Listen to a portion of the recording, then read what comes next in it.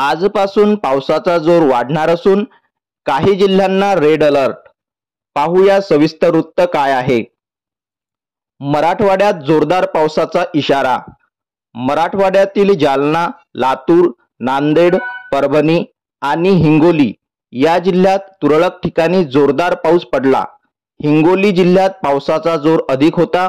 विदर्भातील बुलढाणा, अकोला, अमरावती, भंडारा आणि चंद्रपूर या जिल्ह्यात हलका पाऊस पडला, तर यवतमाळ, नागपूर, गोंदिया आणि गडचिरोली या जिल्ह्यात मध्यम पाऊस पडला।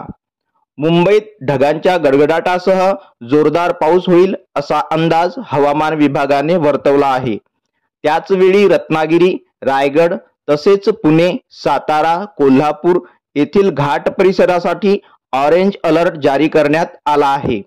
या भागात मुसळधार पावसाची शक्यता आहे। सिंधुदुर्ग, रत्नागिरी आणि रायगड जिल्ह्यासाठी प्रशासनाने आपत्ती निवारण दल आणि शीघ्र कृती दलाच्या तुकड्या तैनात केल्या आहेत। अतिमुसळधार पावसाचा अंदाज घेऊन नदीकाठच्या नागरिकांनी सुरक्षित स्थळी हलवण्यासाठी आपत्ती निवारण दलाचे जवान सज्ज आहेत। गेल्या काही दिवसापासून एखादी पावसाची सर आणि अधूनमधून सूर्यनारायणाचे दर्शन, मध्येच ढगाळ वातावरण आणि असह्य उकाडा अशा लहरी वातावरणापासून मुंबईकरांची सुटका होणार आहे।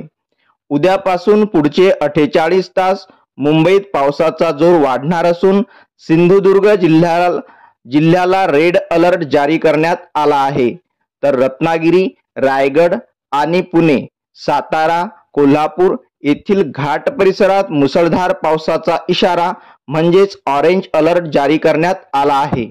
त्यामुळे बळीराजासाठी ही आनंदाची वार्ता ठरणार आहे। महाराष्ट्र ते कर्नाटक आणि केरळचा उत्तरेकडील भाग येथे हवेच्या मध्यम दबावाची रेषा तयार झाली आहे। त्यामुळे उत्तरेकडून जोरदार वारे वाहू लागले असून अनेक ठिकाणी पावसाचा जोर वाढेल असे स्कायमेटचे वैज्ञानिक महेश पाळावत यांनी सांगितले।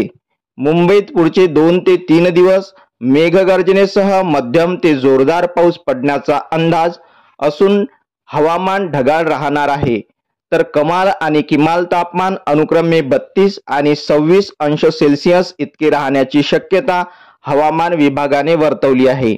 अशाच माहितीसाठी आपल्या चॅनलला नक्की सबस्क्राइब करा, बेल आयकॉन क्लिक करा। धन्यवाद।